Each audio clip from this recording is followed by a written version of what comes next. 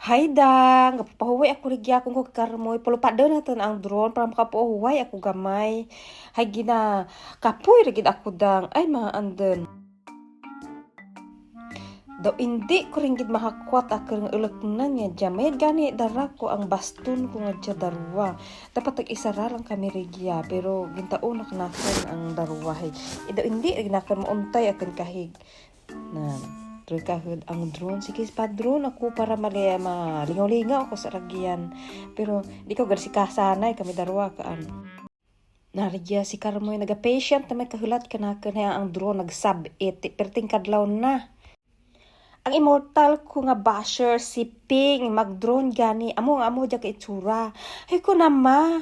Kung magpa-drone ka mo ni Papa mga ang wala ka mo gahulag may daw gapilit sa mong buli ma. Anong gapilit sa mong buli nga wala ko gapanopana o ano-ano man ang mga action ginahimo. Nga steady ka lang. Ay, simpre akong drone. Basi magsabit. Kaya hindi na magbalik. Papaano diya? Grabe nga mga inaway naman ni Papa mo. Di amo diya ang amon mga eksena rigya sa kang drone. Amo nabuang kami rigya. Amo nga sa last naman niya sa sunset.